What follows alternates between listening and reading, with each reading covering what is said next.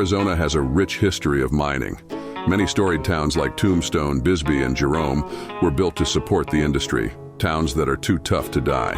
But out in remote sections of the state, you can find other, arguably less well-known ghost towns and mining operations like the one we'll be exploring today.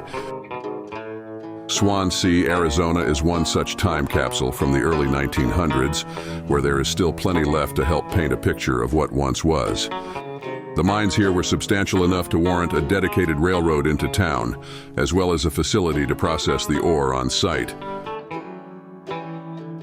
My name is Slim, the AI voice of this here Chevy Colorado ZR2, and the guy behind the wheel is Glenn, who I prefer to call Stretch.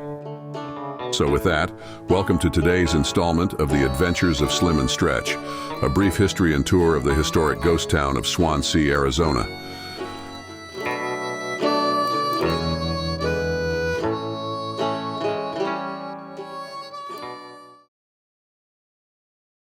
Swansea, Arizona, is located in a fairly remote stretch of desert in the western portion of the state, about an hour or so away from Arizona's border with California. The remains of the town are currently managed by the Bureau of Land Management. To get to the town, you'll likely either begin in the town of Parker or Bouse, Arizona, and either way your trip is going to be about 25 miles to get to the town site, mainly down dirt roads. We started in Bouse and enjoyed exploring the rich World War II era history the town puts on display.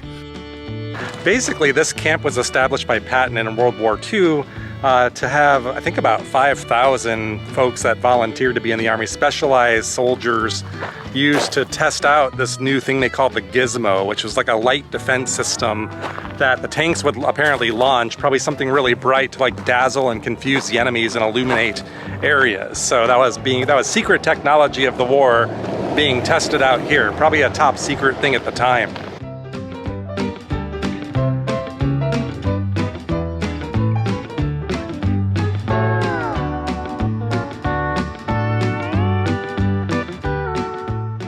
You'll be doing dirt road driving most of the way, most of which is pretty easy, but the approach into the town site did get a bit bumpy and rough at times, with potential for hazards depending on weather.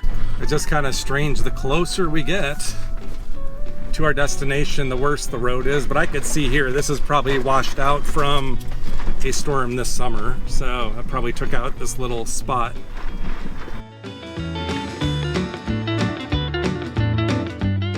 The BLM recommends a high clearance vehicle, but not necessarily four-wheel drive, which matches our experience. All in all, it was a straightforward route, and we did not run into anything of major concern.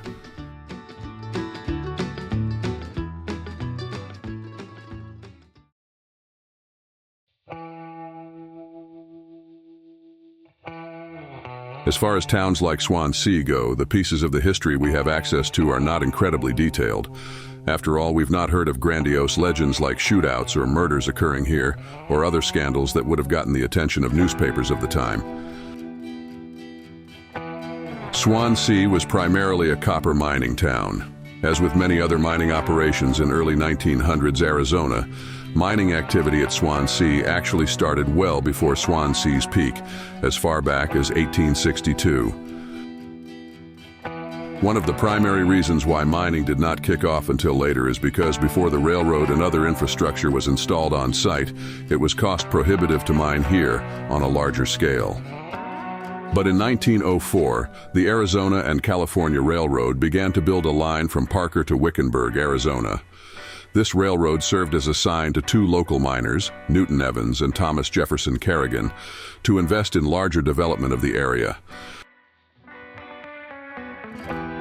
Interestingly, the name originally given to the town site was not Swansea, but Signal. In the first few years, copper ore was not processed at the town site and was rather shipped all the way from Arizona to South Wales, part of the United Kingdom. The ore was taken by rail to the Colorado River and then shipped by boat all the way down and around the tip of South America at Cape Horn and then across the Atlantic. By 1909, a smelter was constructed on site, removing the need to ship ore to South Wales, and it is at this point the town changes its name from Signal to Swansea, in honor of the location where the ore was previously sent. On March 25th of 1909, a post office was opened in town, officially under the name of Swansea. In fact, in those first several years, much investment was made, including hoists for 5 mine shafts, as well as a 3.5-mile water pipeline connected to the nearby Bill Williams River. By 1909, the town had a population of 500 people. And by the next year, the Arizona and Swansea Railroad began operations out of Bouse, moving people, goods, and equipment in and out of the area. We like to highlight that this place would have had a real sense of place at its peak. Not only was there much mining infrastructure here, but the town had electricity, restaurants, a saloon, an automobile company, barber shops, and even a town doctor. It was a very bustling and busy place, but as with many of Arizona's historic mining operations, the peak would not last for long.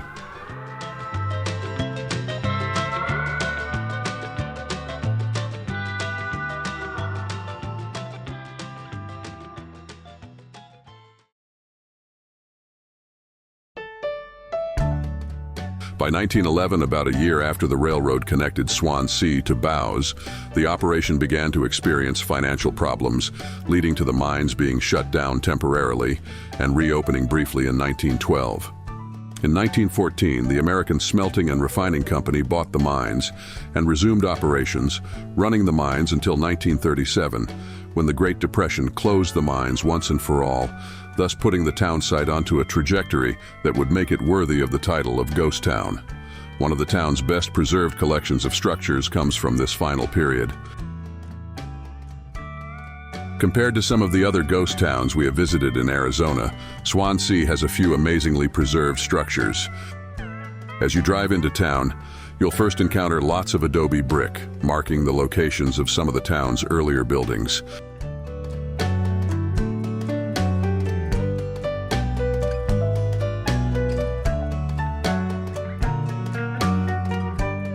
For example, situated in front of the miners' barracks are several buildings, like the remains of the Clara Consolidated Mine Company offices, dating back to 1909.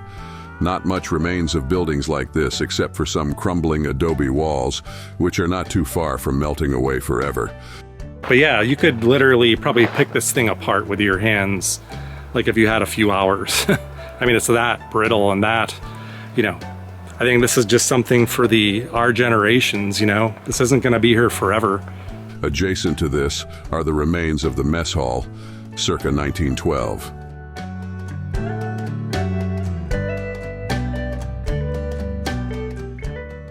So I'm standing in what should have been the 1912 mess hall, and I really just have to imagine, like I said, I just imagine a table here in the middle, maybe tables plural, and then card playing, cussing, drinking, and probably a couple good lawful folk in there. Yeah, and then there is somebody probably on cook duty back here on a hot Arizona day like today. This adobe stuff keeps you pretty cool, so it probably would have been nice and cool in here. Not as nice as modern air condition, of course, but you'd survive. You can also find the foundations of buildings like the General Store from 1909, or an assay office also dating back to 1909. We mentioned earlier that they once had 5 hoists operating over various mine shafts on the property, and you can still see the major shafts today. In fact, they are pretty hard to miss, as all of them are protected by large metal grates and are quite sizable. We found one near the foundation of an old hoist house whose interpretive sign mentions that the shaft goes down 1,000 feet. Oh boy, they're talking about the shafts around here. The one that's fenced off as 1,000 feet deep. The one right over there. That is deep.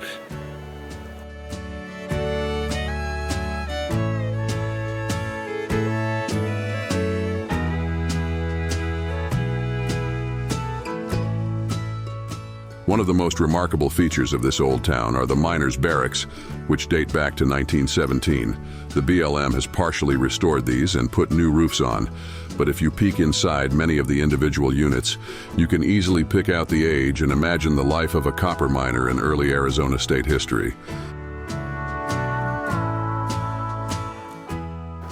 This is a small room, and I wouldn't be surprised if you were bunking with at least one other person. You know, probably a bed on each side. I mean, these were blue-collar, hard-working folk, you know? So that wasn't uncommon, even in earlier times, to share a tent with a complete stranger. Some of the rooms still have some of the original wood flooring partially intact, and you can find beautiful specimens whose crumbling stucco walls expose the adobe brick within. The barracks are at the top of our list of remaining structures and a favorite.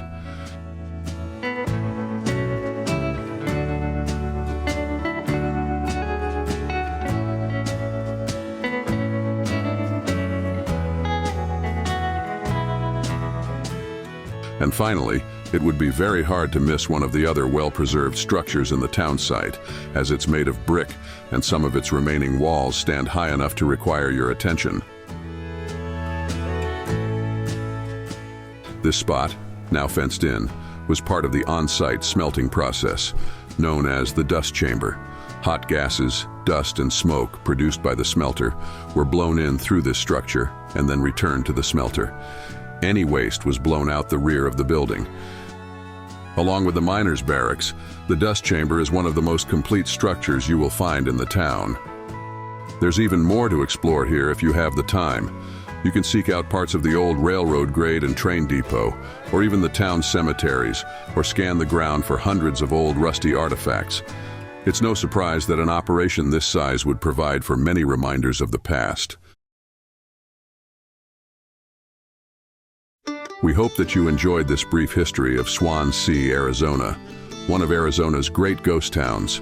If you decide to visit one day, please show the site respect and do not contribute to the existing graffiti or remove any artifacts from the premises, not even the tiniest, rustiest nail.